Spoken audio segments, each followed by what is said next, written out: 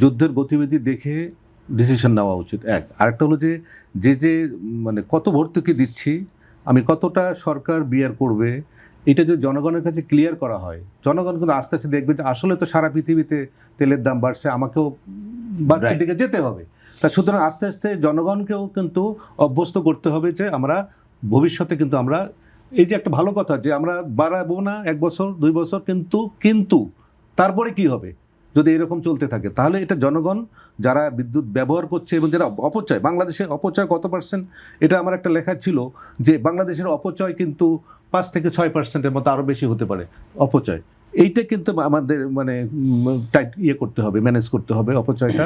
Extreme মশার coil plant fibre দিয়ে তৈরি, তাই সহজে ভাঙে না, সুগন্ধিযুক্ত ও নিরবিচ্ছিন্নভাবে জ্বলে। ডেঙ্গু, চিকুনগুনিয়া বাহি সহ যে কোনো মশার বিরুদ্ধে দেয় এক্সট্রিম সুরক্ষা।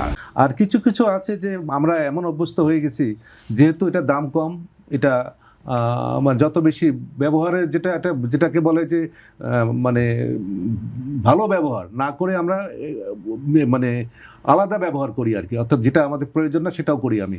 এখন এই যে শুরু হয়েছে, আমরা ফ্রিজের কথা বলছি, আমরা এসির কথা বলছি, আমরা লাইট অফ করতে কথা বলছি, কেন এটা আমরা সারা বছর তো পারি, এখন নতুন করে কেন বলতে হবে আমাদের জনগণ? এটা কিন্তু এই যে এনার্জি এফিশিয়েন্ট না হওয়া কিন্তু নাগরিক প্রবলেম। গ্রামের মানুষ কিন্তু অর্থনৈতিক কারণে বাধ্য হয়ে তারা কিন্তু এনার্জি এফিশিয়েন্ট, সে কিন্তু ঘরের লাইট জ্বালিয়ে বাইরে যায় না। আপনি আমি যাই, কিন্তু আমরা যারা শহরে, সেটা এইটা বলছে এই সাইটগুলোতে করতে হবে, এটা মানে দীর্ঘকালীন কিছু পরিকল্পনা নিতে হবে। আর আমার যেটা যদি বললেন, আমি যে এই মুহূর্তে কিন্তু বাংলাদেশের ইকোনমির যে অবস্থা, তাতে কোনোভাবেই প্রাইস বাড়ানোটা ঠিক হবে না আমার ব্যক্তিগত। হ্যাঁ, এটাকে ঠিক আছে কিছুদিন পরে একটু যুদ্ধ কমুক, এবং যে কি পরিকল্পনা এগুলো বাড়াবে, যে আমরা যে অভ্যন্তরীণ সোর্স থেকে আমরা বাড়াবো, সব কিছু মিলে জনগণকে জানাতে হবে যে আমরা এইভাবেই এটাকে ম্যানেজ করতেছি।